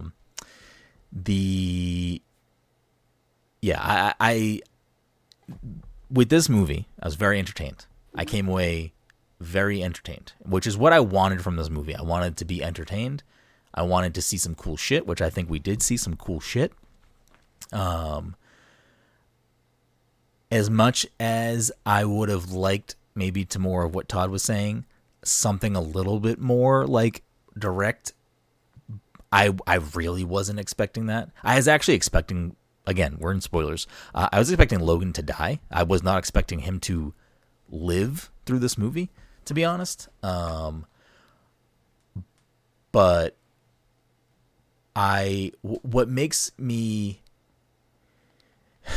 curious is I think this is going to be a high point for a lot of people. I think it's going to pull back a lot of maybe lapsed MCU people. I think it's going to pull in a lot of additional viewers, because I think this movie, I mean, we're still on Friday, so we don't know, but I think it's already pulled in the top rated R movie for an opening weekend, I think, already. Right? It's already doing pretty good. I don't know full statistics, but I believe it's on track to pull in. I need to find concrete numbers. I heard someone say that like it was already doing 100 million. Yes, it had already hit 100 million as of this morning. Yeah, I'm pretty sure the thing that I saw said that it has already topped rated R opening weekend. Okay, which is actually what I wanted to ask before, because again, I had purchased the seats I purchased. Oh, that's what happened. I got distracted by the chair thing. I purchased seats that I purchased for the reasons I explained. I wanted those reclining seats. Yeah. And our theater was relatively empty, would you say, right? Yes, which I feel like we had. Yes. I think we had room to move. So I want to know what happened with the other two guys, like theaters, like how packed was it? Because we all saw it relatively early too, so like that might have also. Yeah, it was mean, like we saw it. Afternoon. We saw it in like, because when we left, the lobby of the theater was pretty fucking packed, because I think most people were going to see this at night. Yeah. Although to you that was packed, you should have been there.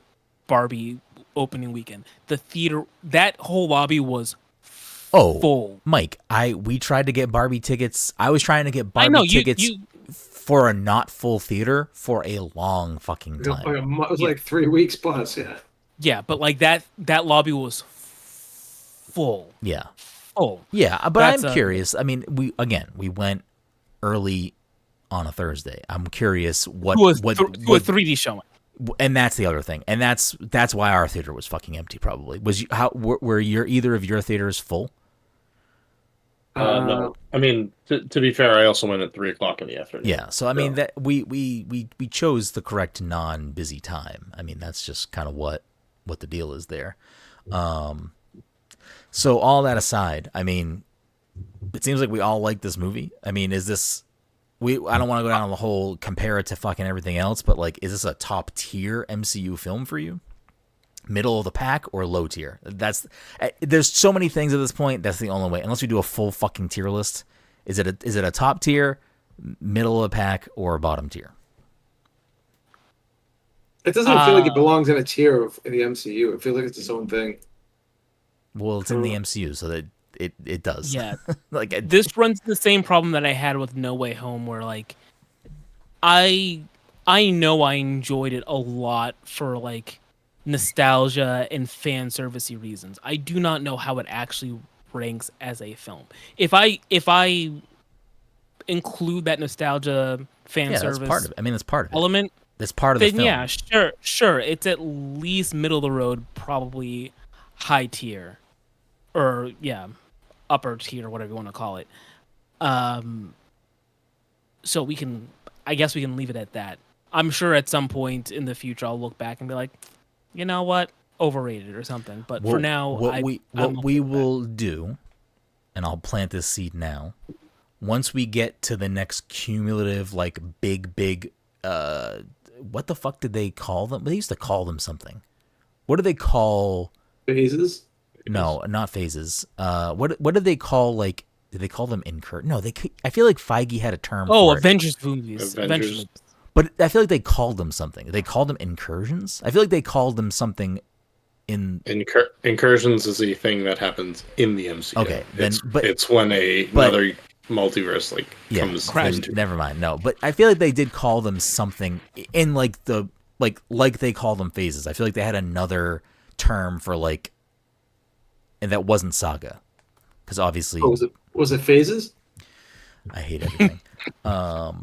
Wait, are you talking like a group of movies? No, I'm like not. A group of Avengers movies? No, I'm talking about when a major plot point hits. It doesn't necessarily have to be tied to an Avengers film. Oh, so you're talking about like phases? No, I'm not. I'm really not. Because the phases. Are you talking about phases?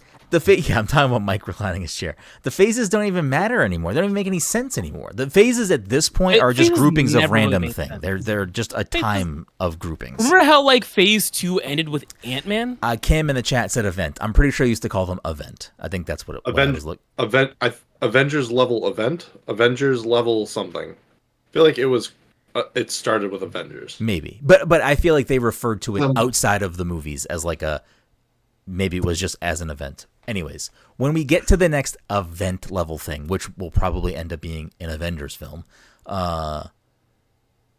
we should have a separate episode where all of us actually tier list the MCU for us as a group, which means that we will have to argue for the things that we want to be where. I think we should do that. The longest episode. It's gonna be a rough 3 weeks for me to watch every movie all over again. I mean, I just think that it will be a good way to have an actual baseline for where all of us kind of stand going forward. When I say like, well, where does this fall for you? And you're like, I don't fucking know. I don't know either, Mike, because there's 75 movies and it's been going on for 15 years. And now you have to go back and watch all those other ones that you skipped out on. I've never skipped a movie. No, I mean you have to go back and like watch Elektra. You're gonna have to go back and watch. We're not including those. You're gonna have to watch Daredevil. You're gonna have to watch Blade. I've seen Daredevil.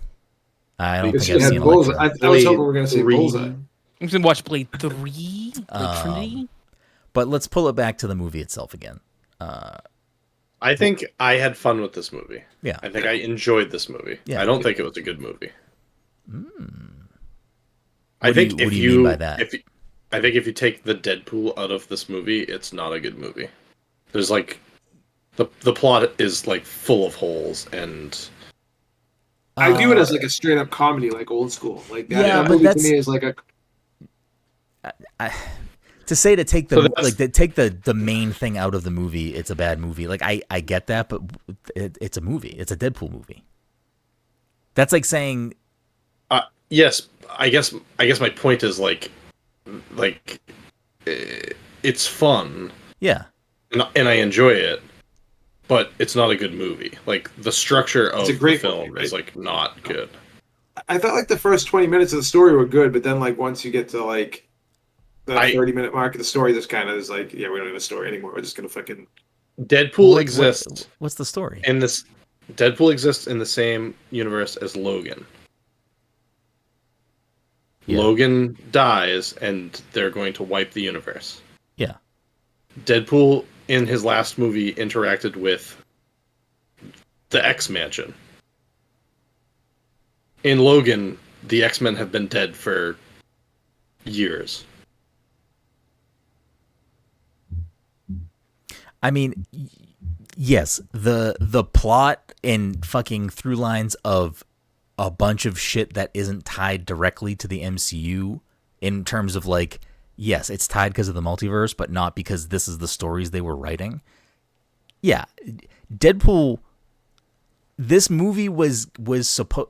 I have always thought, and I think that's what it ended up being. I thought this movie was going to be, listen, Disney bought all this shit. We want to get some of this shit over here, but the only way we can do that is for, hey, it's not going to make sense. So here's this character that can, quote unquote, make it make sense in the way that they can. It's still not going to fully make sense, but that's just kind of like, it is what it is.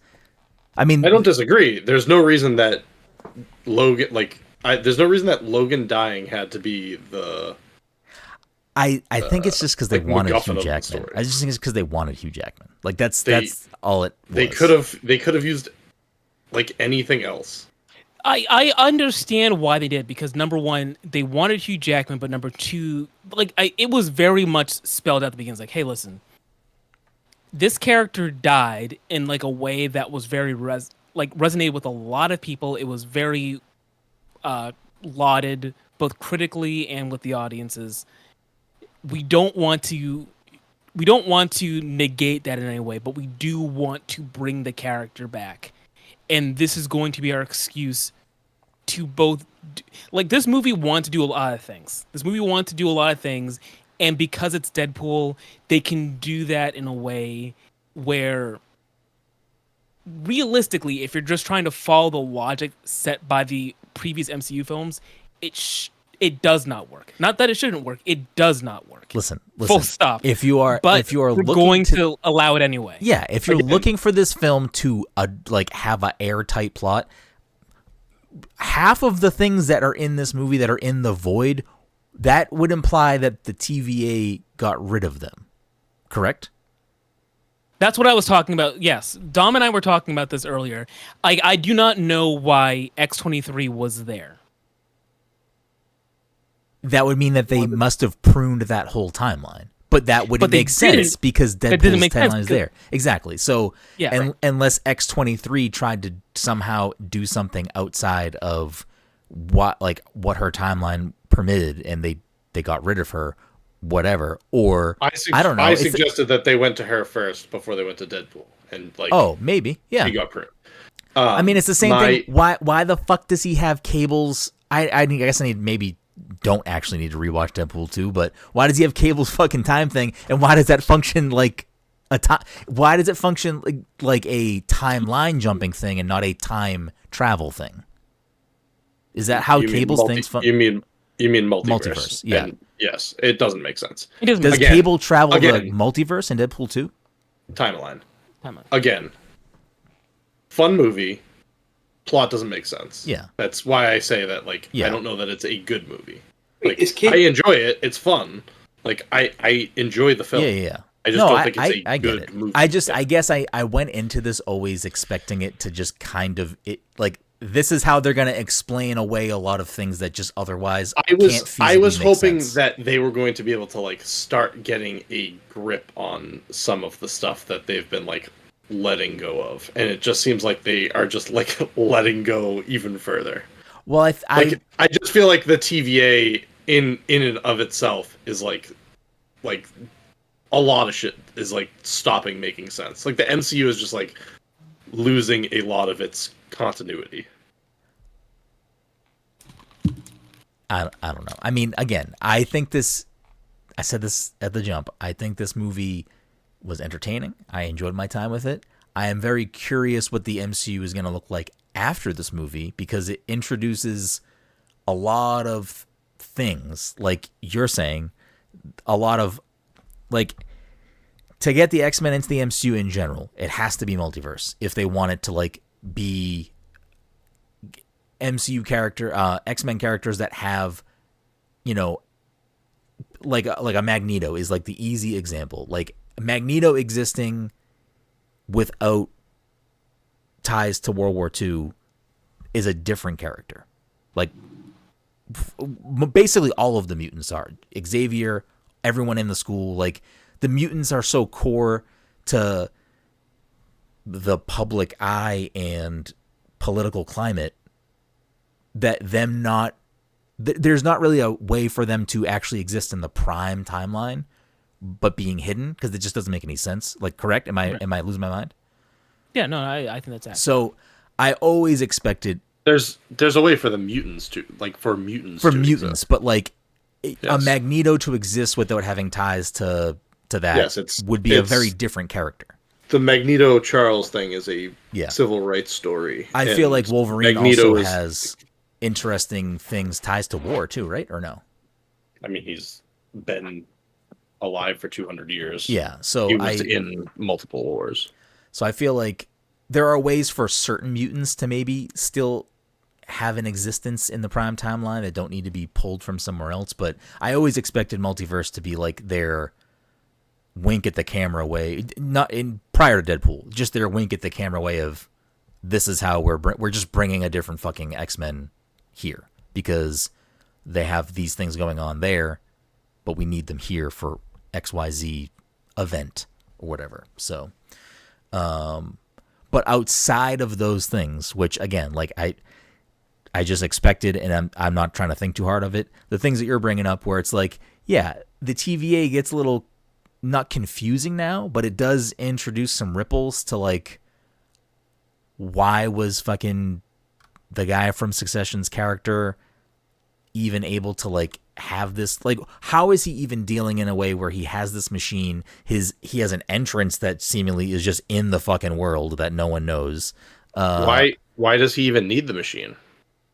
Because he has Charles's sister, or I don't know why you're asking. He has a machine to destroy a timeline. Time Ripper. The Time Ripper. Yeah. In season 1 of Loki, they had like grenades that did the same thing. Well, I think this would allow him to just prune things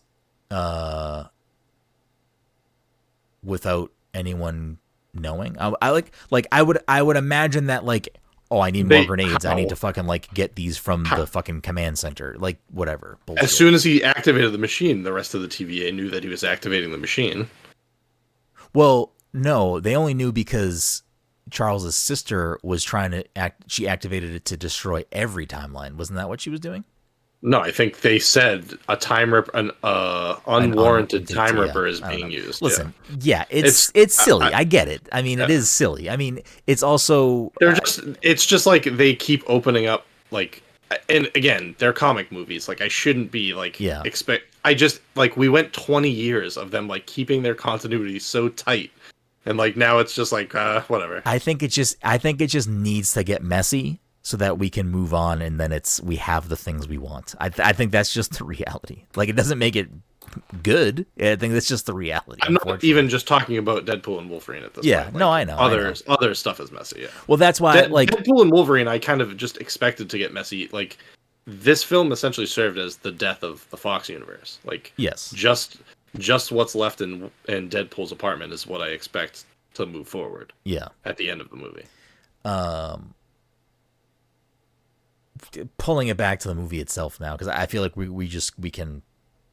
really don't know what the ripples are going to actually be until we see the future projects, and I don't know what that fully means because I feel like there's a lot of things still in limbo. Does Marvel have I'm assuming Marvel must have like reveals this weekend at San Diego Comic-Con, or no? They do have a Deadpool panel. was last night. Yeah, Fantastic Four is tomorrow. I don't know what tonight is.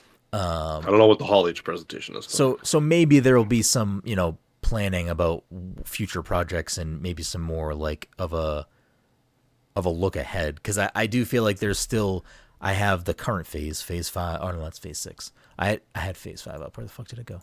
Phase 5. I think we're technically in the middle of it right now. Where are we? Let me pull it back up. So yeah, we're like in the middle-ish sort of. Deadpool Wolverine, next film, Captain America: Brave New World, which is next February, and then the final film as it stands is Thunderbolts, May 5th, 2025, which like Cam in the chat says they have a proper Marvel Studios panel tomorrow. Okay.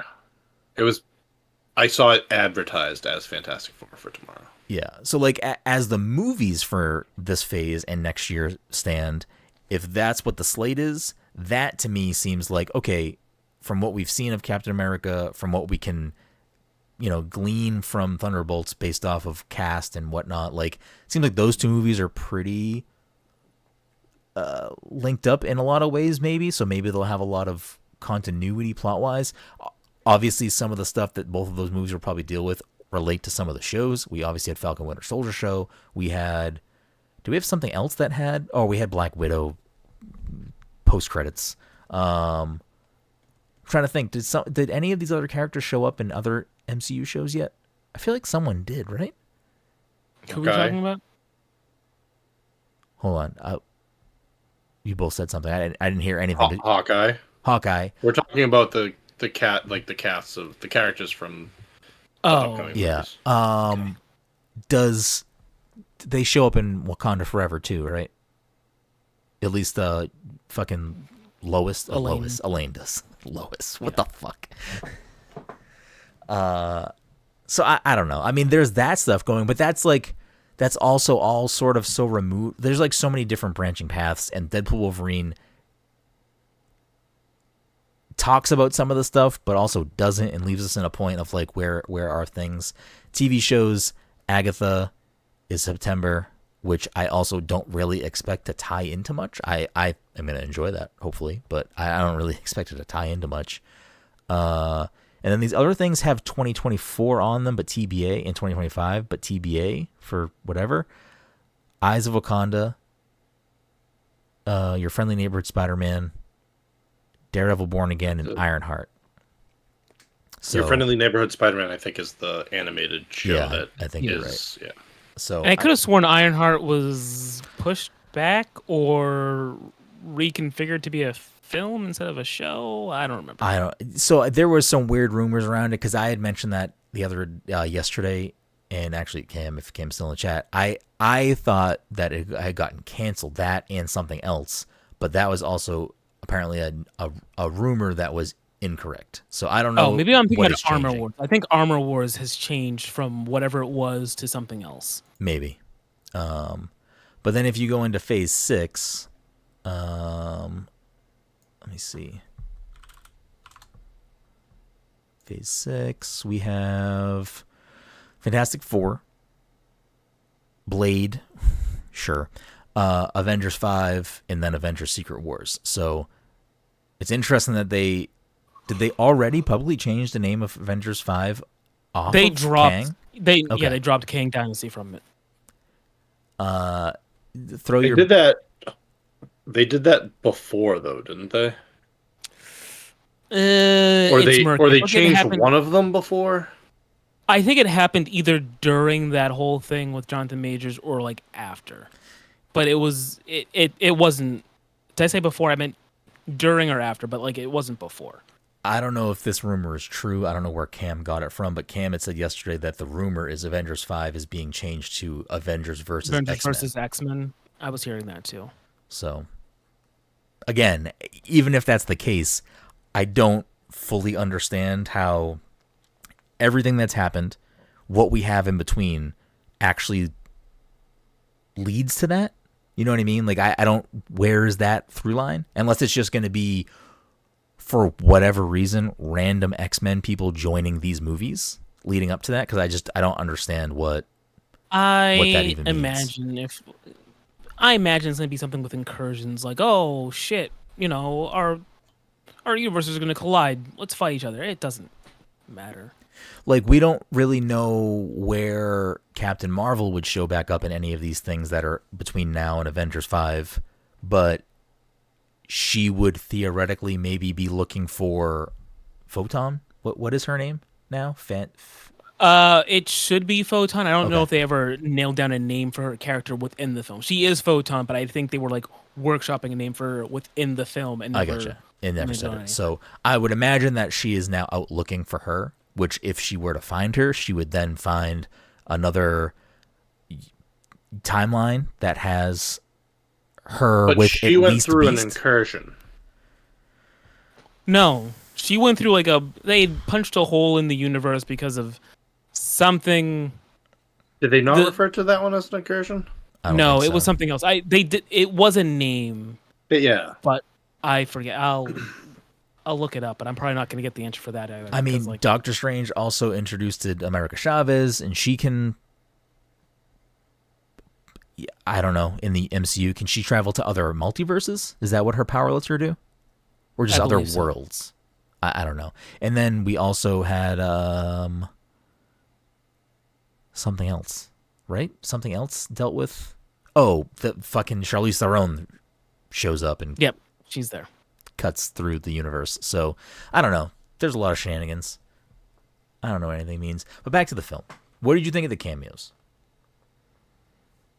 Did any of you know off the bat? Mike and I talked about this outside of the movie after, but I'm just going to ask the group again. Well, I didn't ask the two of you, but I'll ask Mike as well again. Did you know that was Chris Evans off the bat when you did not see them? Like, did you recognize the voice? Or maybe he doesn't talk at first. Maybe they just talk to him. He does talk. He says something. But did you know that was him off the bat? No. I mean, not until Wade said some specific thing. I forget what it was.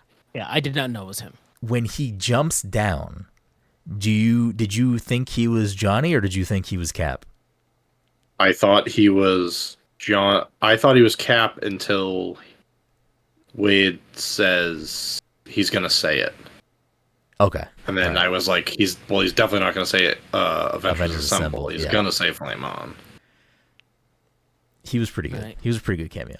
Yeah, I completely forgot that he played Johnny Storm right up until he said Flame On. Like, I just completely spaced. So, like, going into that, number one, I was like, oh, I think they're clear. Like, initially when he shows up and you see like the shot of him from behind with his arm outstretched and he's like saying whatever.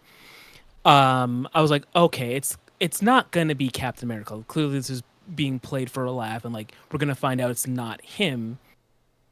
But I couldn't figure out who would be in his stead. So then when it actually shows Chris Evans, I was like, huh, okay, I didn't think that they would do this. But clearly this character is going to be here for a short period of time. He's going to get killed off gruesomely in a manner befitting a Deadpool film. But I did not remember that he played Johnny Storm and that would be the actual reveal. So I did like that whole thing. That was really good. It was good. I also really liked the post-credit scene. Like, it was good. It was a good like wrap that up. I will say, did any of you have any of the cameos spoiled? I had none of them spoiled for me. Like, I didn't know any of these cameos. I had none of them spoiled. I was gonna say just Henry Cavill, but that was like 2 seconds. Yeah, the only one I had, I wouldn't even call it spoiled. I just know that people were under the impression that Jennifer Gardner would show up as Elektra. That was the only one that I was aware of. Did you have any of them spoiled for you beforehand, though? I had heard the thing about Elektra being there. I mean, just rumors mostly. Yeah. Who is the most surprising cameo for you guys? For me, I still think it was Wesley Snipes. Like, I think that's like it's so ridiculous that they got him in there. Well, for because that. they hated each other too. Like it's like the whole story of how like they fucking on Blade 3 they fucking despised each other. Couldn't even work, could barely work together, and it was a whole ordeal. So I just wasn't expecting that. Yeah. To go to that, I spoke with Dom about this earlier. It's like I had heard that yes, they had a fraught relationship on the set, but I was under the impression from like something that I've read recently that Wesley Snipes was just like upset with production in general, like the way the whole film was being handled, and like it made him act like an asshole on set to basically everybody. So like they did not have a good relationship, but it wasn't because he hated Ryan Reynolds specifically. It was like he was just pissed off at everybody, and like he took it out. Well, he was pissed off at the people in charge, and he took it out on everybody else. That said, to Brendan's question, while Wesley Snipes was definitely like a surprise to me in that, like, if I were to put odds, or like if you gave me a list of people, I'd be like, oh yeah, chances are that he won't show up because of this, or he won't show up with that.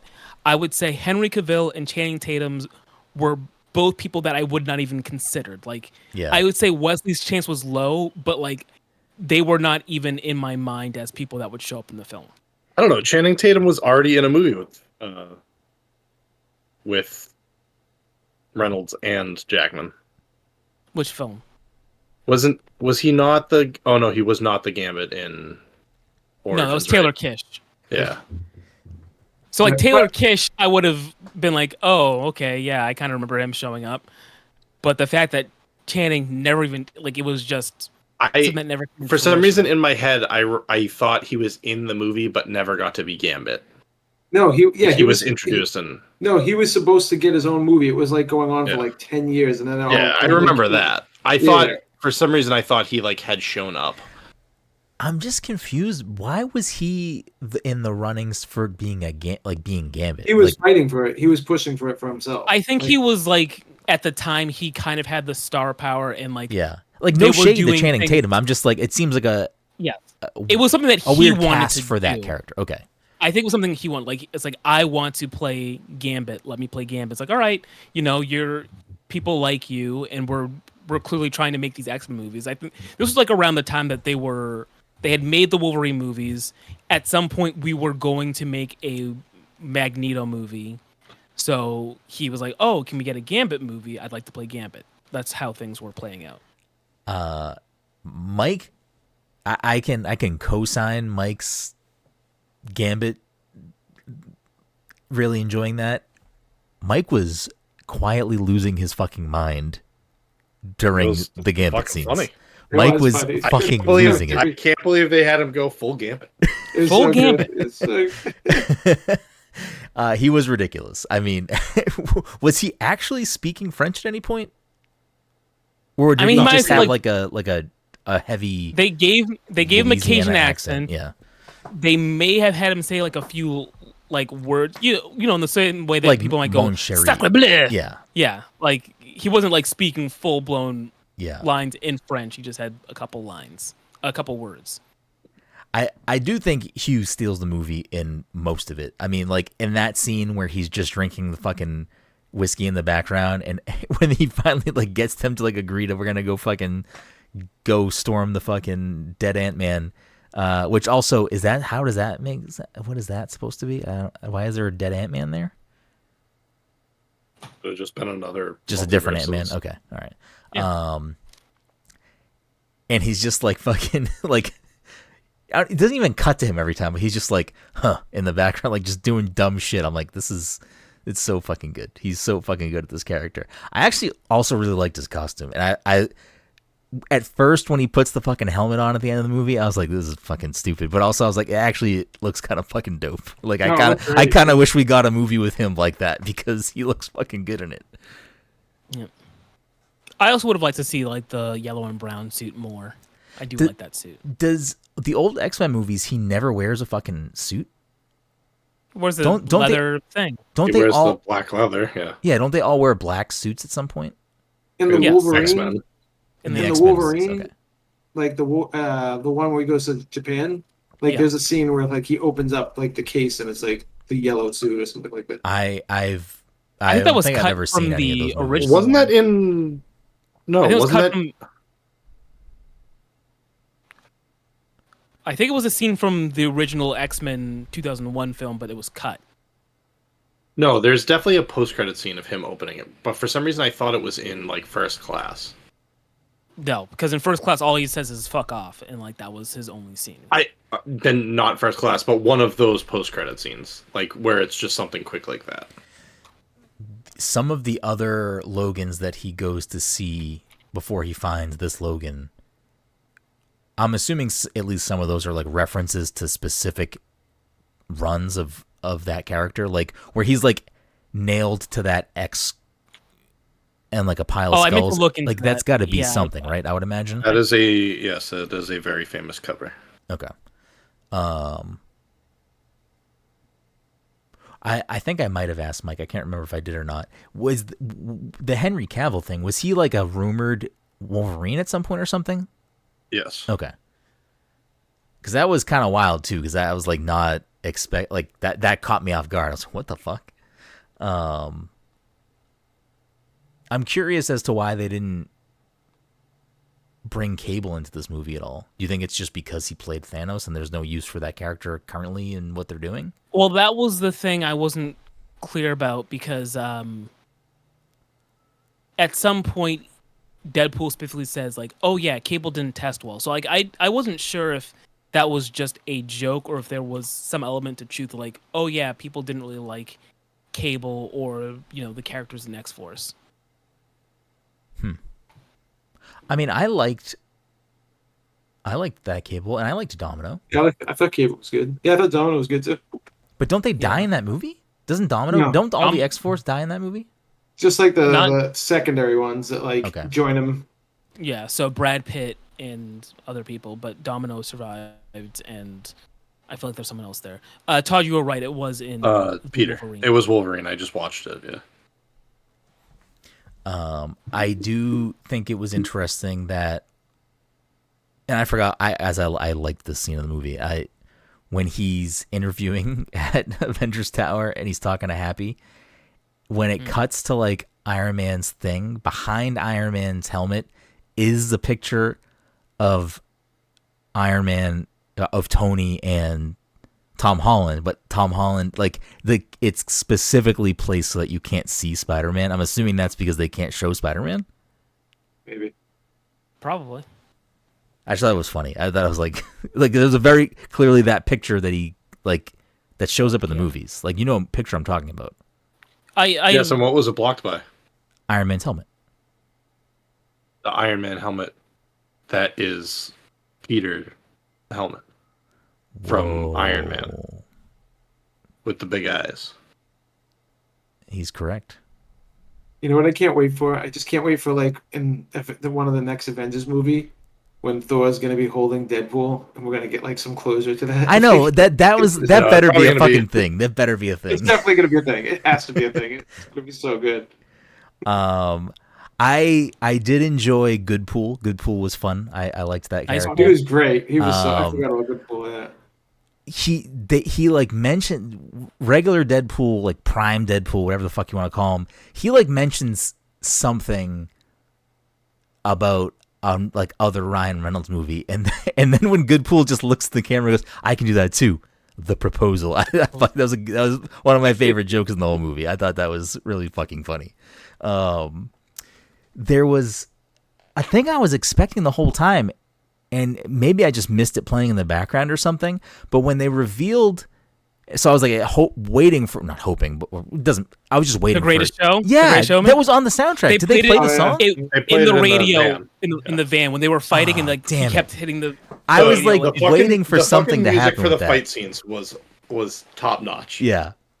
Having Bye Bye Bye be the opening like song That was for really like a fight scene, and then having Wolverine and Deadpool fight to "You're the One That I Want." Yeah, yeah, that was amazing. So good. That was a good scene. So I do want to ask though. We're running long, so we can kind of wrap things up soon. But Todd, I spoke to Todd earlier or yesterday or whatever, and Todd was not a fan, unless his opinion has changed, of the action scenes. Do you guys? Whoa, Jesus, sorry. Do you guys? I am not going to edit that out. I'm sorry. I apologize. Do you guys share that same sentiment? I thought they were fine. I was just thinking back. I don't think I had. I just thought they were fine. That's about it. Like I didn't think there was any like in Logan, for example. And I'm not saying like but like even the opening scene of Logan when he's getting robbed by like those dudes. I was expecting like a couple good scenes. Opening scene. He's getting robbed. They're like jacking up his car, and he like is like drunk and sleeping in the car, like when he's driving like the limo, and then he gets out and he's like, yeah, kinda. It's like it's just like a good little fighting scene with it, like stuff like that. Like I felt like everything was just kind of like basic action. Yeah, I don't know. I liked. If I'm trying to play back the fight, so I definitely liked the opening fight with Logan's bones, and I liked the fight against the Deadpool core. The fight. I don't know. The fight against the Deadpool core, I like could have done without. Yeah, that one was the one. That was their hallway scene. That was their hallway scene. That's what they tried to do. It was a terrible hallway scene, though. Yeah, right. It was kind of it was not great. Is Goodpool a real Deadpool variant? Nice Pool. Is he like a one that's in the comics or something? I was just confused as to why he didn't have regenerative powers, I guess. I don't. Yeah, I'm not familiar. Unless that was just a way for them to like try to fake the audience out for a second. We're like, oh shit, maybe all of the Deadpools don't have regenerative powers, so we can just kill them all and then they don't fucking die. Maybe like maybe that's like what the use of that was like, let's try to like, you know, fuck with the audience's expectations for this upcoming fight scene. Honestly, the entire fight, I was thinking to myself like, don't all these guys have regenerative powers? Like, what is the point of all this? Yeah. And then I just like, at that point, I was kind of leaning towards like the whole like, you know what? Don't question these things. It probably doesn't matter. And then like, oh no, in this case, it did matter. It was very much important. You were saying something else, and I cut you off. Me or Todd? I don't know. You, I'm pretty sure. Okay. Oh yeah, I was going through the fights. And then I liked Deadpool and Wolverine's fights with each other. And I think, I guess the fight with, what would you call that team? I feel like the team had a name. I shouldn't even call it a team, but like all the people that were in the void. Yeah. So like Cassandra's team versus Electra. Yeah, Blade was good in that part. Like his fight scenes were good. I thought they were really good. They did really good with Gambit too. Yeah. Wasn't bad. So like his like stuff was pretty basic, but like even the overhead shots, they like showed him like swinging his staff, and like the tip of it would like glow like purple when it was hitting people and stuff. Like I thought it was like, I don't know, it was pretty good. Yeah, so I liked a lot of the fights. I don't know if they were like, I wouldn't call them any. Yeah, they were good. I'm going to say that they were good. Yeah, I mean, I liked when they fought each other both times. The first time and like when they first get to the void, and then when they fight in the car. Like I like those fight scenes. And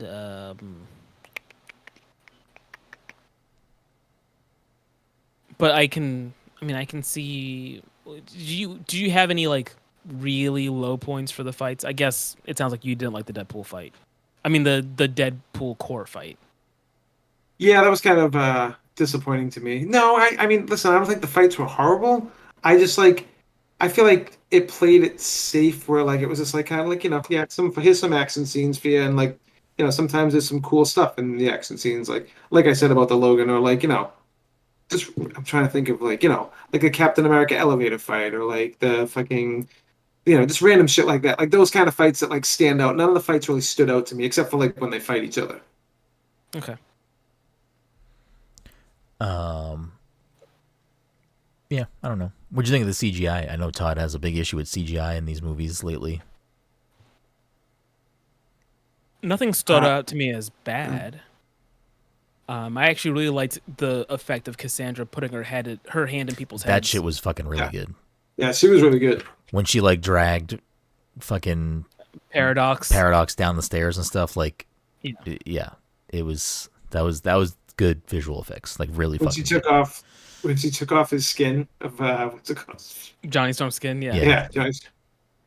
That was such a ridiculous fucking post-credit scene where it was like he said all this stuff and then like here's a fucking clip of him fucking say it was so fucking stupid and I loved it. It was so good.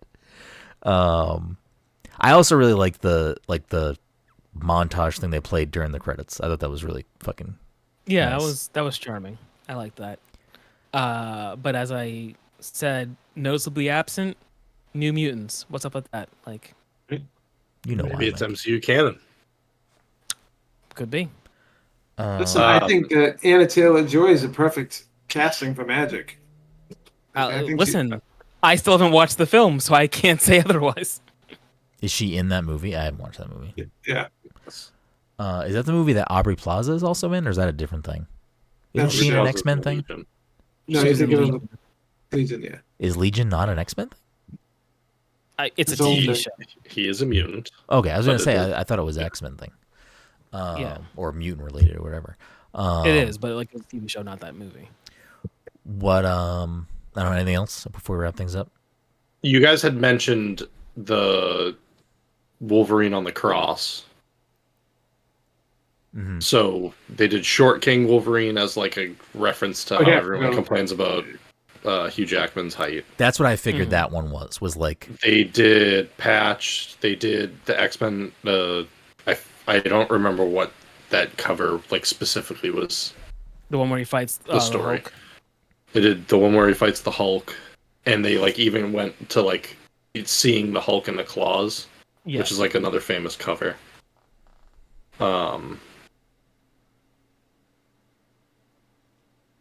Which I'm pretty sure. Age of Apocalypse. Oh, Age of Apocalypse. I can't remember what that story was. The Wolverine where he has like the giant bushy beard and like the big hair, and I think one of his hands is cut off. Yeah. Oh, yeah, he was beating him on top in the alley. Yeah, on the top of the car. That's a X-Men story. Age of Apocalypse. I can't remember which one that is. I mean, probably. I think for me, and this is another thing that I said to Mike leaving the movies, was I'm curious to see how this movie ages for me, and I'm curious to see if I watch it again and if I'm still entertained. I feel like I missed so many jokes because it's like so fast moving. Yeah, like, I mean, I am gonna see it a second time, because Jen and I are gonna probably see it next week. So I mean, if I don't enjoy it next week, then there we go. But I'm curious more of like a long-term thing, because I remember really liking the first Deadpool movie, and I feel like I liked the second one too, but I don't know the last time I watched those movies, so I'm curious if I were to watch either of them now, if I would still like them as much as I did back then, because I'm just... It's one thing, I think, for it just to be like an X-Men or, an MCU film, but also just to be like an MCU film that's focused on jokes. I don't know. Am I gonna be entertained? I don't know. Especially with like moving forward. Is that what you're saying? No, just like I'm curious to see how this movie ages for me. Like if I rewatch it in the future, if it's still kind of like, as entertaining for me. Which is a weird thing. I would say that the first Deadpool is like very much scaled down and like almost more experimental. Super low budget. Yeah, it's like a low budget. Like It's like I feel like that one is like very much more a better movie. Like it's like much better structured. I don't know. I feel like I still enjoy it. I feel like I watched it pretty recently. Yeah. I'm pretty sure I saw both of them twice in the theaters. I think I liked them that much that I saw them a second time, because I think I must have seen them with one of you or multiple of you both times, both movies, and then I must have been like, "Oh, Jen, you'll like this. Let's go fucking watch it," and seen it. I'm pretty sure I watched both of them twice in theaters. Were both of the first two Valentine's Day? At least the first one was. I don't know if the second one was. Yeah, I guess I could look it up. I'm not doing anything. All right. Do we have anything else for this? Because we are running long, and I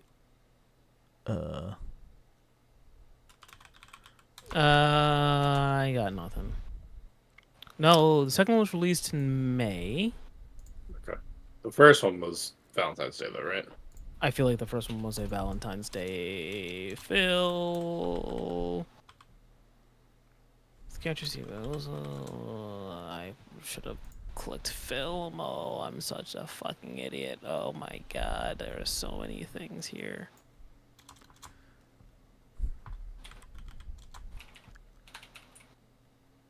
Yeah, I got nothing. So if you want to just kind of do something. Yeah, February 2nd. I mean, February 12th. February 12th. Close enough.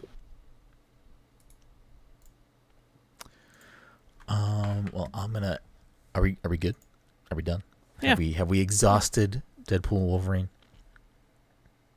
I'm gonna say yes. Yeah, I mean, if we have nothing else to add, we're good. We're done. We did it. Yeah, I'm curious. I'm just curious to see where the MCU goes from here. I'm interested to see if they actually keep Hugh around for a bit. I mean, I think it would be a pretty big pull audience interest to keep him around. I think it would keep people showing up to films. I know Todd says that no one shows up to MCU films for the actors, but I think they would for Hugh. I think he's... I think even in the bad X-Men movies, people like him. Like, I think he's kind of like the Thing from that era of Marvel movies. I'm trying to think because maybe like not all of them, but like I feel like he's the one that got all of the spin-offs. You know what I mean? Like they weren't making fucking Scott movies. that's true. Should have. But that also means we have to account that one of the worst X-Men Origins Wolverine, like that was him. Yeah, I know. That's what I was just looking up. Worldwide box office 373 million. It was him. It was also Ryan Reynolds. The old Rye guy. Baby. The Wolverine 414 million. Marginally better. But still not great. Still not great, but at least that one I think was like if we were. I think those movies got progressively better. So X-Men Origins Wolverine bad, the Wolverine decent, Logan Yes. great. Was there another one in there? Was there another X-Men film in there? First Class. Oh, like a regular Apocalypse? X-Men film? Yeah. Regular X-Men film, probably. Was X3 like in the middle of those? No, Talk about X3. I think almost all those films came out after the original. The original three. All right. I feel like we can just continue to talk, but we'll be here forever. So we're gonna table that there, and then maybe if we have deeper thoughts at a later point, we can always revisit the MCU. We're no strangers to talking about that stuff over here. Before we wrap things up, we always end every week with the game, but before we do that, thank you all so much for listening to this week's episode 430 of the Pass the Controller podcast. If you're a friend of the show, fan of the show, you want to support the show, the easiest way to do that, and quite frankly, one of the most beneficial things you can do is leave us a quick 5-star review over on Apple Podcasts or Spotify or wherever you listen to the show. It's super beneficial in helping us grow the show. Helps us pop up for other people as suggested things to listen to. So if you can take a quick moment to leave us a review, it is extremely beneficial, and we'd be very appreciative if you do. If you have bucks kicking around and you want to support the show, you can do that in a bunch of different ways. You can go to passcontroller.threadless.com, buy some swag, patreon.com/passcontroller, and become a patron. You can go to twitch.tv/passcontroller and subscribe to us over there. That's also where we record the show live every week. So if you are an audio listener and you want to catch us live, we usually record on the weekends. If you can't catch the live show, no problem. We always put that video over on our YouTube channel. Just search Pass the Controller podcast on YouTube. We'll pop right up. But without further ado, let me grab the scoreboard here. The score as it stands for the year. Dom is in first still with 40 points. Todd is in second with 30. And Mike is in third with 29. We're going to play Gaming the Meta this week, which if you're a first-time listener or you haven't listened to us play this game before, the way this one works is I pick 3 games. We go off of the Metacritic review score, aggregate score for the games. Whoever gets the closest gets the point. If they get a bullseye, they get 2 points. Because we talked so much about the MCU today, I thought only fitting to pick X-Men video games. So, game number 1, released on September 27th, 2011 for the Xbox 360, PS3, Wii, and DS. This is X-Men Destiny.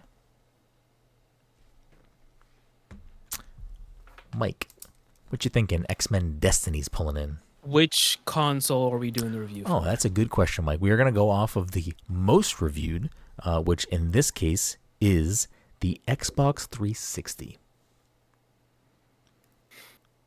X-Men. What year was this?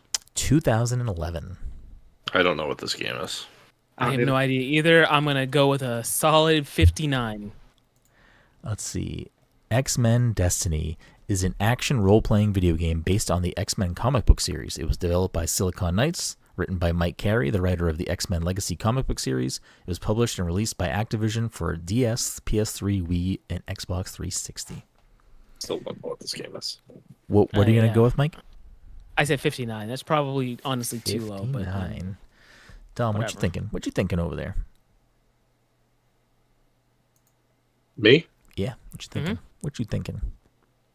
I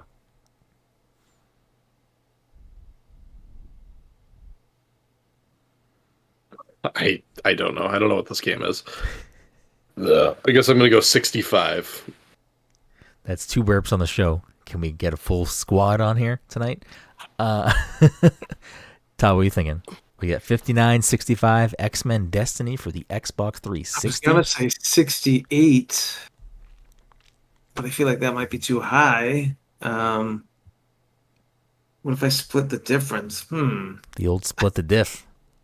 Is that what you want? You want to split diff? Solid strat. I'll go. Actually, I don't know if it's a solid strat. No, it's not. Because probably Mike's probably get it nailed. I'll do a 62. A 62 with 48. a Wii score of 36. Damn. A PS3 score of 50. Oh. Okay, all right. And a DS score of 33. Ugh. Mike is the closest with an Xbox 360 review score of 47. Wowzers. Wowzers, indeed. We're going to now move on to another September release title. September 21st, 2004. X-Men Legends. Another Activision joint. This is released on the PlayStation 2, the original Xbox, and the GameCube. And we're going to go off the most review scores, which is going to be on the Xbox. Dom, what you thinking? X-Men Legends. X-Men Legends. X-Men Legends. Yeah, I don't know about this one either. A sequel. X-Men Legends. I'm gonna put it at an. Sequel. I'm gonna put it at an 83. Okay. X-Men Legends is an action role-playing video game developed by Raven Software and published by Activision. It was released on GameCube, PS2, Xbox in 2004, and then it was ported to the N-Gage in 2005. Oh shit, the N-Gage. Players, That's the name I've heard a long time. Players can play as one of 15 X-Men characters with the ability to switch between 4 computer or human-controlled characters at any time. Do you want to keep your 83, Dom? I know what X-Men Legends is. Ah, okay. Todd, what are you thinking?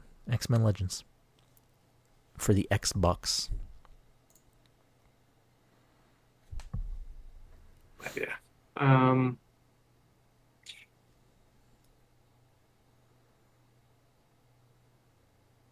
It's just a number. You don't have to be scared. You can just say a number. I will go 80. Okay. Mike, where are you going here? We got 83 and 80. Mr. Itchy Eyes.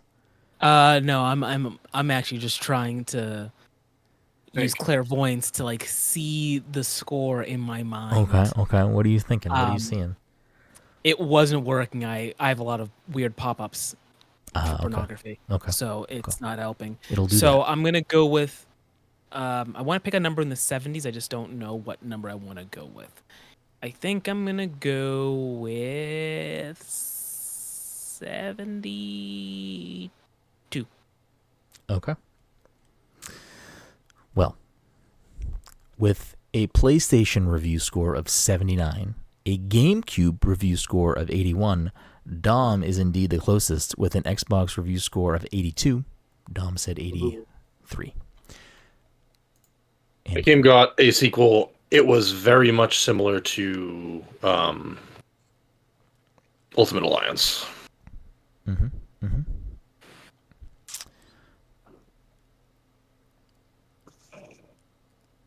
And last but not least, we are going to go with the May 16th, 2006 X-Men, the official game. We are going to go off of 6? the most reviewed platform, which is the Xbox 360. It was also released and reviewed for Xbox, PS2, GameCube, DS, Game Boy Advance, and PC. Something tells me some of those games are not the same. We are going to go off of the Xbox 360 score as it is the most. X-Men the game, 2006. The official game.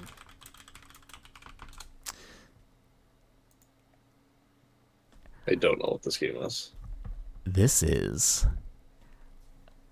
X-Men the official game, also known as X3 the official game, is a 2006 beat-em-up video game developed by Z-Axis and published by Activision. It is a tie-in to X-Men The Last Stand. The game covers the events between the films of X2 and X-Men The Last Stand, specifically following the characters of Logan, Iceman, and Nightcrawler. It also bridges the gap between the two films, explaining why Nightcrawler is not present for Last Stand, and also introduces new foes for the game, such as Hydra. The game uses several voice actors from the X-Men film series, including Hugh Jackman, Alan Cummings, Shawn Ashmore, Patrick Stewart, Tyler Mane, and Eric Dane. It'd be funny if they used Sean's brother. Who was the last one? Eric Dane? Eric Dane. Who is Eric Dane? Do we know? I don't know. I recognized all the other ones. Eric Dane. Oh, was it I bet he's Pyro? Juggernaut. I bet it's Juggernaut. Oh no, see. Juggernaut was X-Men. I know who Juggernaut was. X-Men. He The was Bruce guy. Jamie Madrox or Multiple Man. Oh, okay. Was Multiple Man in the X-Men movies? Yeah, remember when Mystique was supposed to sell out Magneto, and they go to like where they think Magneto's base is, and it ended up being just a bunch of Multiple Men. It's like the military rounds up the place, and it's just Multiple Men. And he That movie sucks. Which one was that? 3? No, I think it was actually might have been 3. It was whatever. Huh. I don't know. 3 had a lot of parts that I like. Don't remember. Yeah. I've intentionally forgotten about. Fucking Brett Ratner, the guy's a hack. Anyways. I felt like it was 2, but it might have been 3. The cover of the game has big ol' Hugh Jackman on it. Okay. Todd, what are you thinking? X-Men, the official video game. 55. 55. Mike, what you got? Boy, a licensed game I for a basically stood off movie. because I play everything, and I never would have touched this game. For a movie is a tie-in that is connected to a very poorly viewed film. So I feel like this also has to be pretty bad. That is just how I'm feeling. I'm going to go in the 30s. I'm going to say 35. Wow. We got a 55 and a 35. Dom, what you feeling? Can I ask for additional information? Can I have the Metacritic score for X3?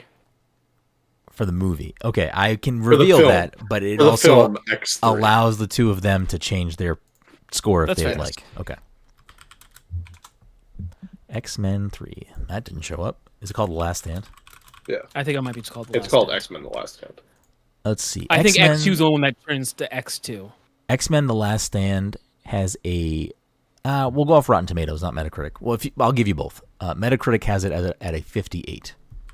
Let's see what the old Rot Pretty high. Is.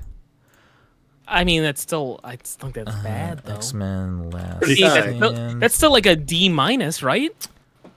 Pretty high. See. So Metacritic got a 58, and the old Rot Tots got 57 tomato and a 61 audience.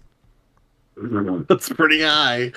Yeah, aren't those still splats, though? Aren't those still splats? Oh, they're still splats. Critic consensus. Okay. X-Men The Last Stand provides plenty of mutant action for fans of the franchise, even if it does so at the expense of its predecessors. Deeper character moments.